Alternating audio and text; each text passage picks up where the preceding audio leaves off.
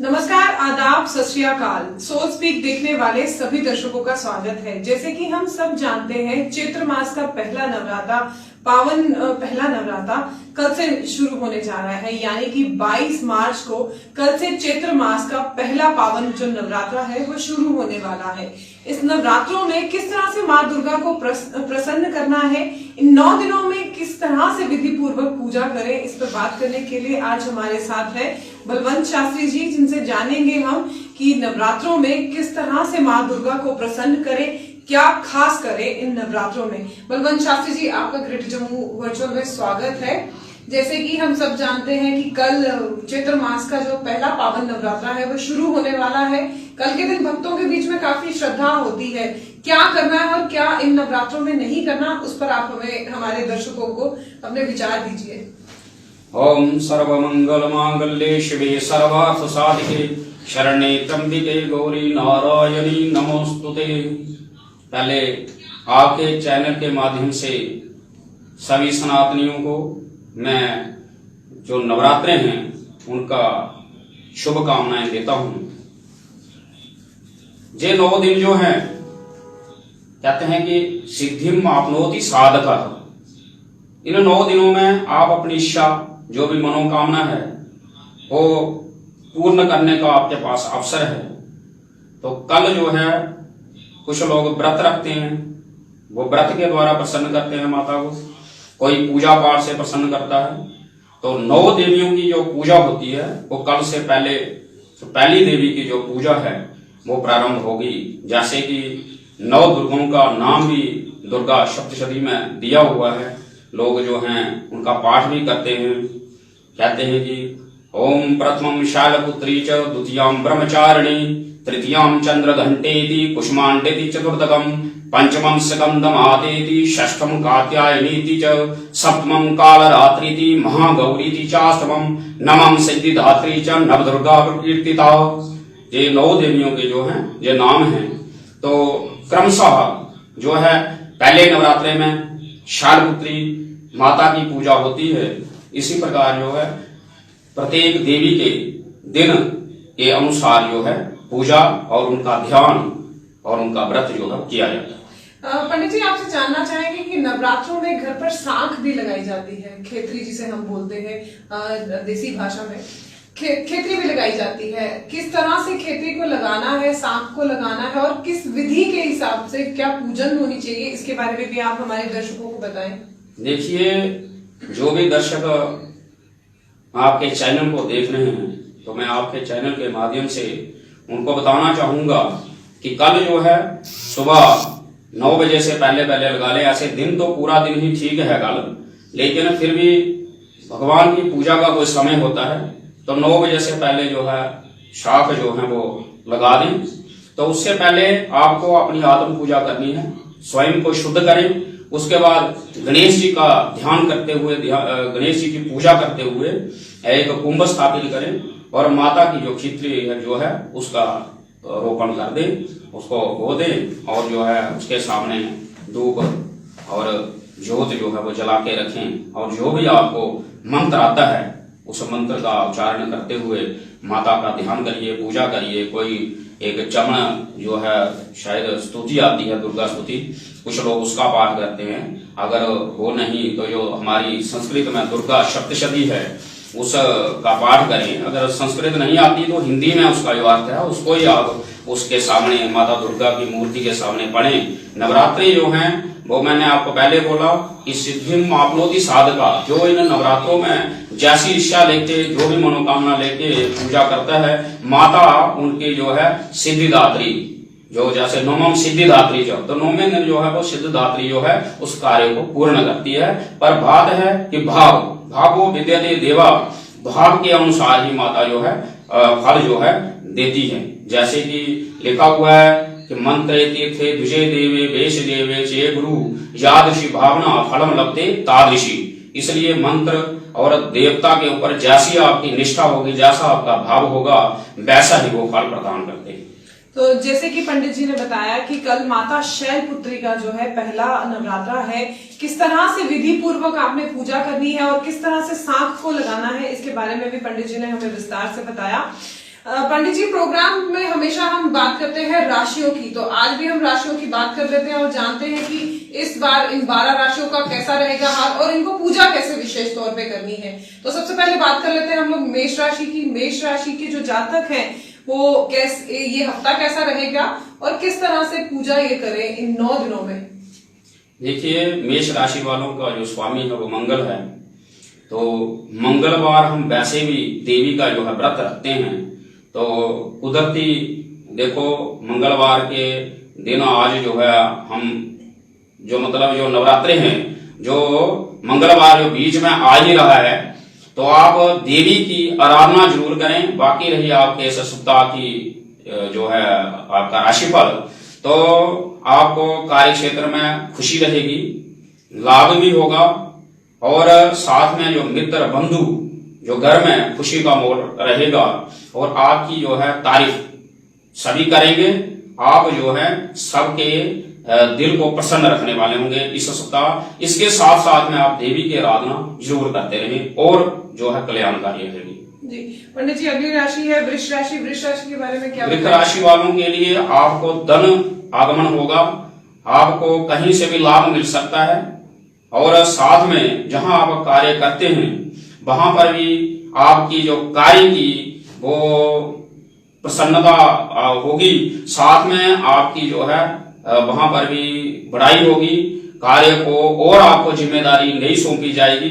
साथ में आप पर जो आपके जहां पर आप कार्य करते हैं वो अधिकारी आप पर ज्यादा विश्वास करेंगे। इसके साथ साथ में ये सप्ताह जो नवरात्रों में बीतेगा, आप भी देवी की पूजा जरूर साथ में करते रहें। बाकी आपके लिए ये सप्ताह खुशी और प्रसन्नता पूर्वक व्यतीत होगा। और मिथुन राशि के बारे में? मिथुन राशि वालों के लिए आपका जो है घर में परिवार में नई कोई खुशी मिल सकती है। कार्य क्षेत्र में जो है हर प्रकार से आपको ठीक है।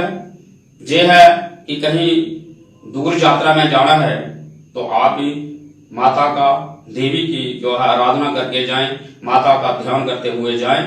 बाकी कार्य क्षेत्र की तरफ से आपके लिए ये मंगलदायक है।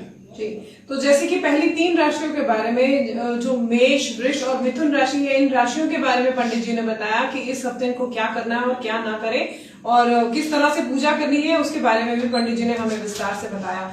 पंडित जी, अक्सर मतलब होता है कि हम जो नवरात्रों के दिनों में बड़ा एक विशेष तौर पे जो भोजन खाते हैं उसके बारे में लोगों के बीच में कई बार मिसकंसेप्शन होती है। कई लोग कहते हैं कि सिर्फ आलू ही खाने हैं, एक टाइम पे रोटी भी खा सकते हैं। हर एक का अपना अपना तरीका है। आप जो हम दर्शक हमारे देख रहे हैं, आप उन्हें बताइए कि नवरात्रों के दिनों में किस तरह से हमें जो भोजन है वो करना चाहिए और क्या क्या इसमें रिस्ट्रिक्शंस हैं। देखिए, नवरात्रों में व्रत हैं। व्रत एक ऐसी चीज है, व्रत में जो है जिसको कहते हैं अन्न जो है वो ग्रहण नहीं करना चाहिए। बाकी आप फल खा सकते हैं, जो अन्न से युक्त ना कोई चीज हो वो आप खा सकते हैं। इसके लिए फलहार आलू खा सकते हैं, पनीर वगैरह खा सकते हैं, लेकिन जो जिसको डोगरी हम बोलते हैं नाली चीज वो ना खाएं। जो वो अगर खा ली, जैसे आप बोल रहे हैं कि कुछ लोग बोलते हैं कि एक टाइम रोटी खा ले, तो वो व्रत नहीं होता, वो व्रत नहीं होगा आपका। वो डोगरी में बोलते हैं नत हो गया, एक टाइम रोटी खानी। मतलब नवरात्रों में जो है टोटली फलाहार। आपने पूरे 9 नवरात्रों में 8 नवरात्रे पूरे जो है अपना फलाहार करना है। 9वें दिन आपने कंचके वगैरह कन्या पूजन करके और उसके साथ एक जो है बटू भैरव जिसको बोलते हैं उसकी पूजन करके उनको पूज के उसके बाद आपने अन्न ग्रहण करना है। व्रत सही वही होगा। तो एक टाइम अगर रोटी खा ली वो नहीं व्रत नहीं होगा। तो जैसे कि पंडित जी ने हमें बताया कि नवरात्रों के दिनों में जो व्रत होते हैं उसमें सिर्फ फलहार ही खाना है, सिर्फ जो फल की चीजें हैं वही खानी है। रोटी इसमें नहीं खाई जाती क्योंकि ये व्रत है। और अगर जिस व्रत में रोटी खाई जाती है वो व्रत नहीं गिना जाता, डोगरी में उसे नत बोला जाता है। अगली राशियों के बारे में जान लेते हैं। पंडित जी, कर्क राशि के बारे में आप क्या कहेंगे कि इस हफ्ते कर्क राशि का क्या रहेगा हाल? आपको भाग्य की जो है उन्नति के लिए जो अच्छा अवसर है। आप कहीं भी कार्य के लिए जाएंगे, इस समय आपका जो सितारा अच्छा है, आपका कार्य सिद्ध होगा। बड़ों की जो है उनका बातों की अवहेलना ना करें, उनको मतलब आदर सम्मान करें, उनकी बात को माने। अगर घर से काम के लिए निकल रहे हैं तो उनकी पाँव को छू के और देवालय में, वैसे भी नवरात्रे हैं, माताओं को प्रणाम करते हुए निकलें, आपके कार्य सिद्ध होंगे। बाकी जो है ऐसे ये सप्ताह जो आपके लिए खुशी जनकर है। और सिंह राशि के लिए, सिंह राशि वालों के लिए आप थोड़ा अपने स्वास्थ्य की तरफ सचेत रहें, थोड़ा खाने पीने में परहेज रखें, समय के अनुसार खाएं। स्वास्थ्य बिगड़ने के संकेत हैं कार्य क्षेत्र में, और मित्र बंधु और परिवार में खुशी वाला है, लेकिन स्वास्थ्य के प्रति आप सचेत रहें जी। और अगली राशि कन्या राशि। कन्या राशि वालों के लिए घर में कोई नई खुशी मिलेगी, बच्चों की तरफ से आपको खुशखबरी मिलेगी, परिवार में खुशी का माहौल रहेगा, घर में सब जो है एकता के साथ रहेंगे। कोई भी निर्णय करना होगा, सब जो है घर के सहयोगी आपके साथ रहेंगे। आप जो है माता की उपासना जरूर करें घर में, और ये सप्ताह जो है कार्य क्षेत्र में आपके लिए सही है, मंगलदायक है, कल्याणकारी है।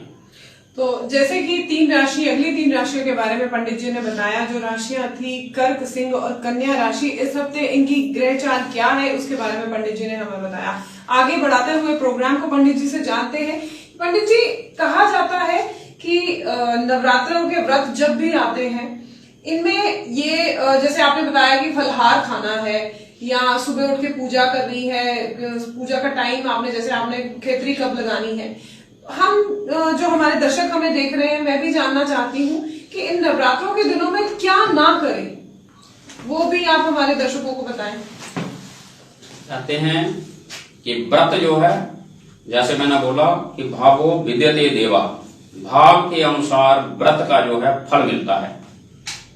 तो नवरात्रे व्रत रख के आपको किसी की निंदा नहीं करनी, झूठ नहीं बोलना है, खुद स्वच्छ रहना है, और दूसरे को भी अच्छा जो है बात बतानी है, और अच्छा ही रास्ता दिखाना है।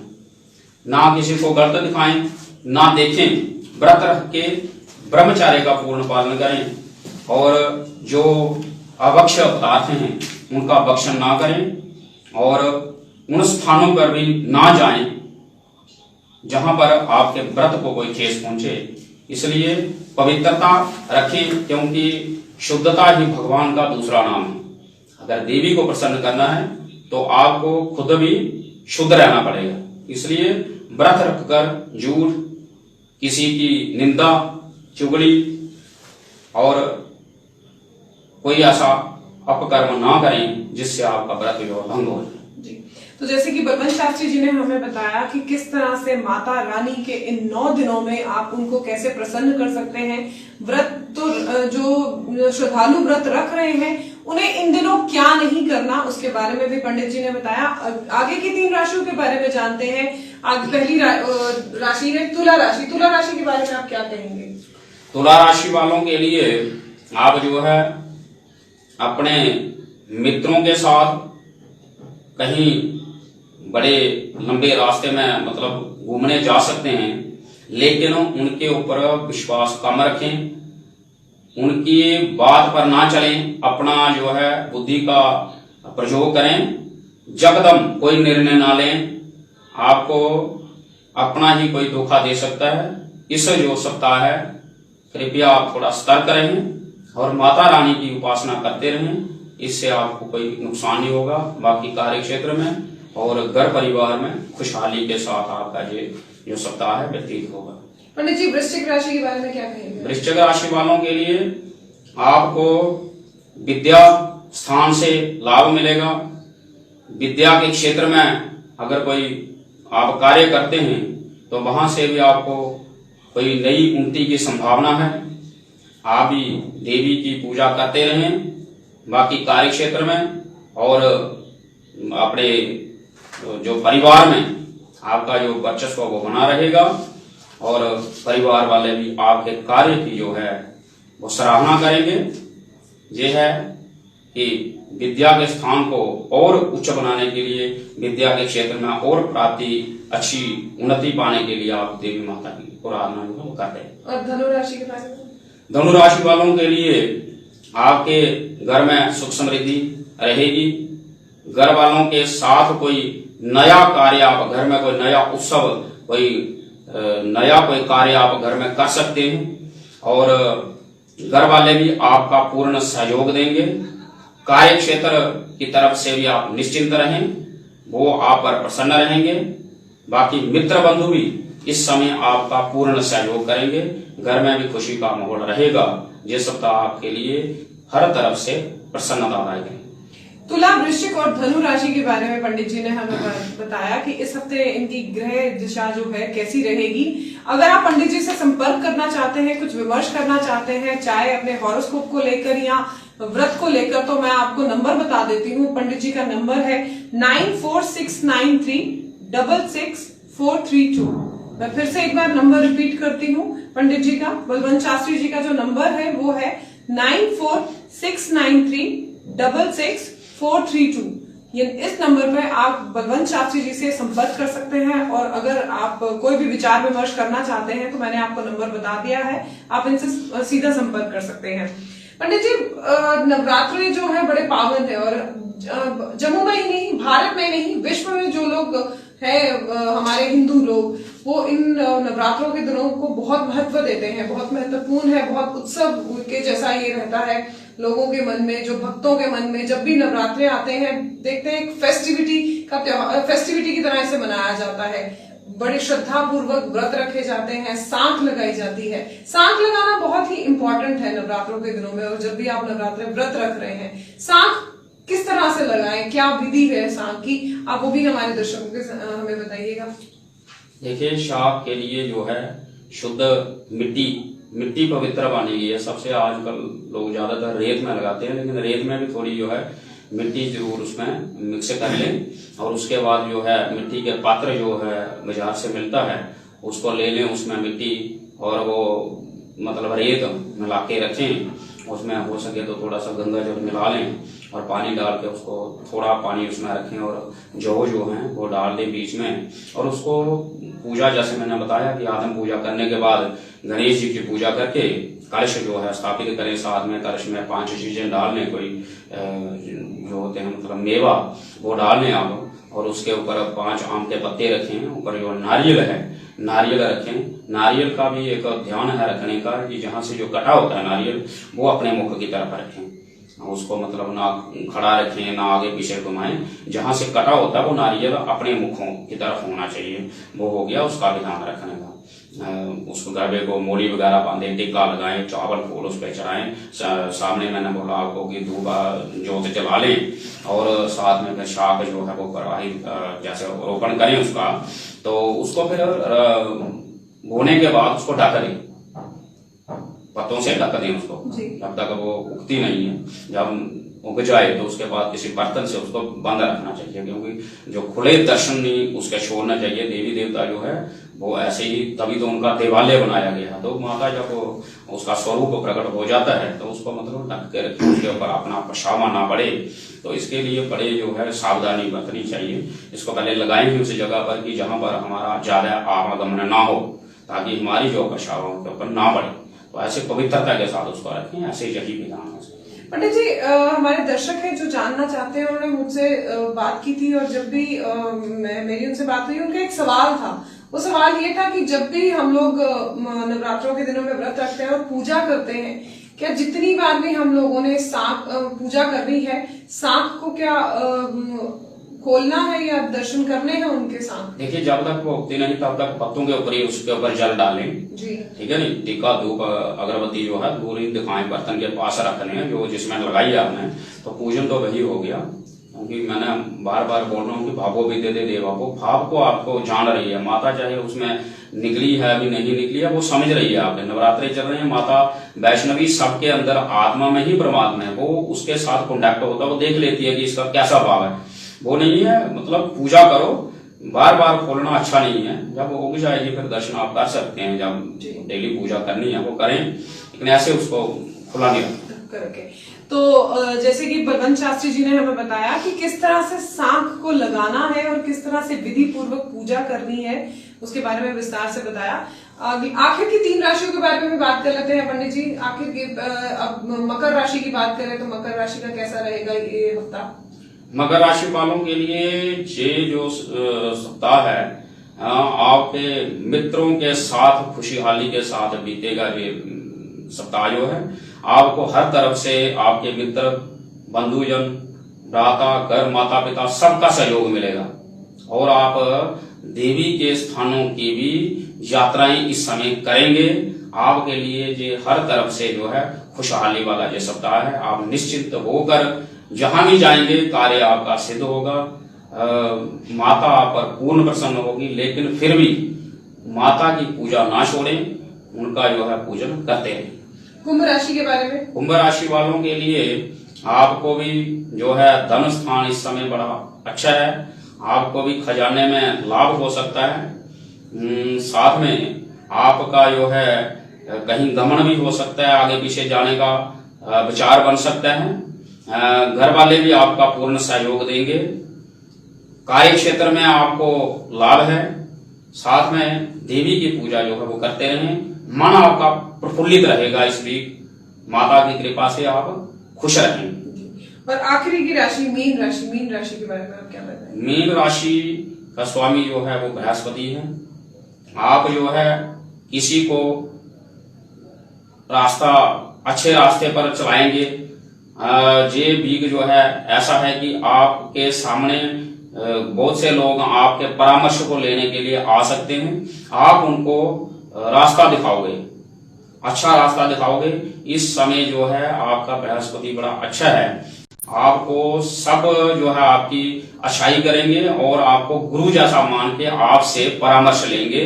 बाकी कार्य क्षेत्र में, घर में, सभी जगह आपकी जो है अच्छी अच्छाई होगी और जनरल तौर पर आपके लिए ये वीक जो है बड़ा खुशहाली और मन को शांत और खुश रखने वाला है।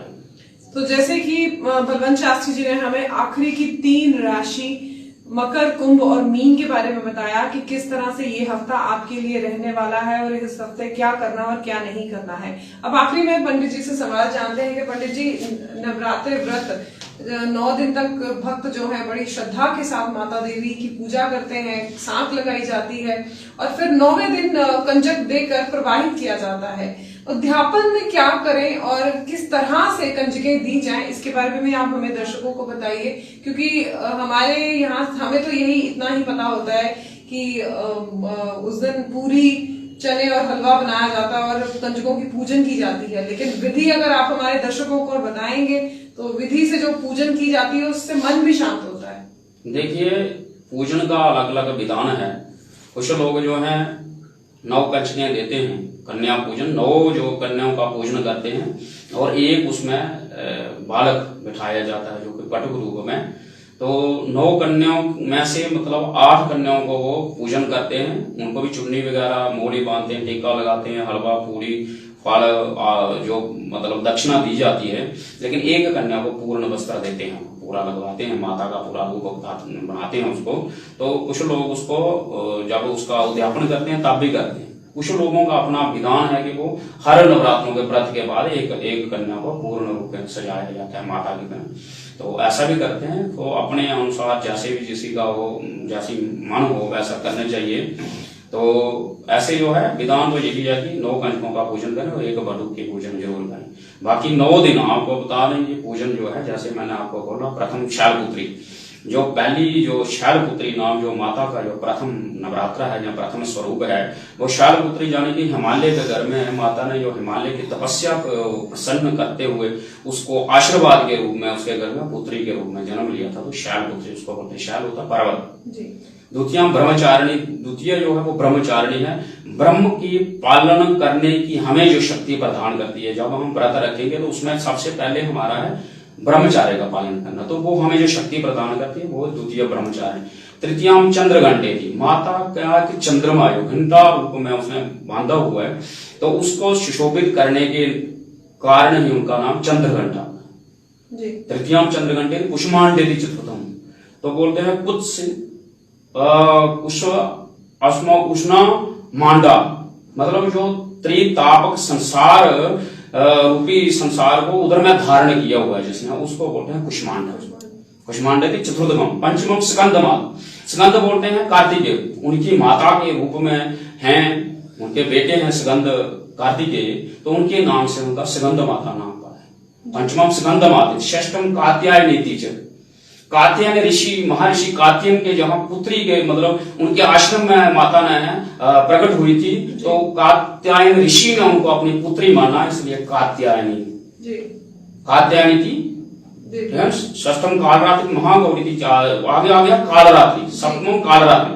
कालरात्रि यानी कि शत्रुओं के लिए काल रूप है, क्योंकि जब माता ने देखा, आज से भी आप देखते ही रहते हैं कि माता ने जब अपना विकराल रूप काली के रूप में जब प्रकट हुई, तो उन्होंने किसी को छोड़ा, शत्रुओं को काटते ही गए, मारते गए, जो कि दुराचारी थे।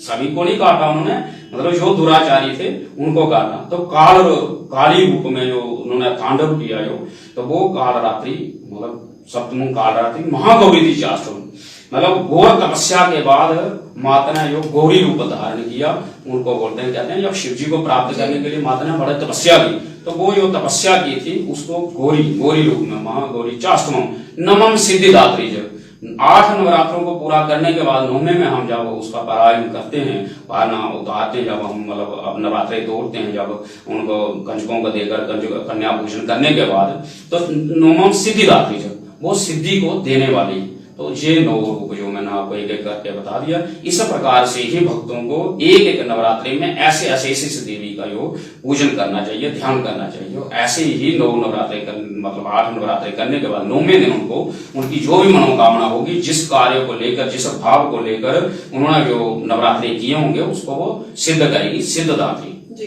पंडित जी, आखिरी में आपसे सवाल जानना चाहते हैं कि जब भी हम लोग नवरात्रों में कन्या पूजन करते हैं, तो उसमें एक बालक भी बिठाया जाता है, जिसे आप बटुक बता रहे हैं। उस समय बालक को बिठाना, ये क्या अपने आप में सिग्निफिकेंस रखता है? देखिए, जब आपने सुना ही है कि हर जगह पर भगवान ने जब राम जी ने रावण का वध किया, तो उनको मोक्ष प्रदान, जब भगवान खुद ही किसी को मारे, जहाँ उसका मारे नहीं, भगवान मारते नहीं है, भगवान मोक्ष देते हैं। जब भगवान साक्षात सामने आ गए, हमारे सामने, समझो हमें मोक्ष मिल गया, तो रावण को कोई अपगति थोड़ी हुई, उसको भगवान ने सब, विष्णु भगवान जी ने अपने हाथों से उसको उतारे, क्योंकि भगवान ही हमें इस सृष्टि में भेजता है, वही उठा लेता है। अगर साक्षात हमें भगवान लेने आ जाए तो इससे बड़ी बात हो गया। हम पूरे उम्र ही लोग व्रत तप जप किस लिए करते हैं कि भगवान, जब भगवान साक्षात आपके सामने आ गए, तो समझो आपको तो मोक्ष मिल गया। तो मतलब भगवान को प्राप्त करना, जैसे मैंने बताया आपको कि रावण को मोक्ष, वैसे ही माता ने जो है भैरव को, जब भैरव का संहार किया, तो उनको तो वरदान दे दिया कि जाओ, जब मेरे दर्शन कोई करेगा, आपके दर्शन नहीं करेगा, तो मेरे दर्शन भी अधूरे होंगे।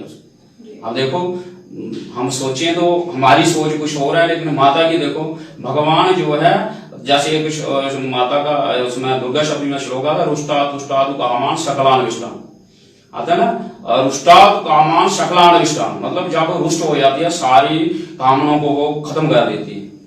तुष्टात्, खुश हो जाए तो भरपूर कर देती है सब कुछ। तो वैसे ही वो रुष्ट भी हो जाते हैं भगवान जल्दी, और खुश भी जल्दी हो जाते हैं। हम क्षमा प्रार्थना मांगे, जब भैरव ने माता से क्षमा मांगी कि माता मेरे से गलती हो गई, तो माता ने इतना बड़ा वरदान दिया कि जाओ तुम भी इधर इसी मेरे त्रिकूट पर्वत वास करो, तो मेरे दर्शन के बाद तेरे दर्शन मिलेंगे। इसी प्रकार कन्या के साथ उसका भी पूजन होता है, इसलिए जो है तभी जो है हमारी कन्या पूजन पूर्ण होता है कि उसको एक बालक को भी पूजा जाए। जी, शुक्रिया पंडित जी, ग्रेटर जम्मू वर्चुअल को और हमारे दर्शकों को इतनी जानकारी देने के लिए।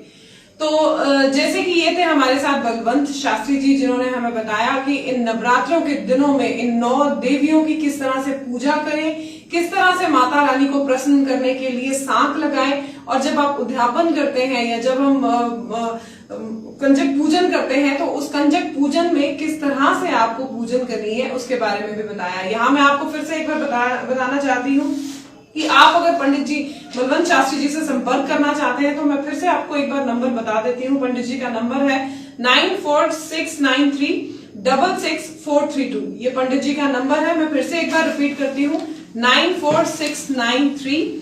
66432। इस नंबर पे आप बलवंत शास्त्री जी से संपर्क कर सकते हैं और जो भी आप विचार विमर्श करना चाहते हैं आप इनके साथ डायरेक्ट विचार कर सकते हैं।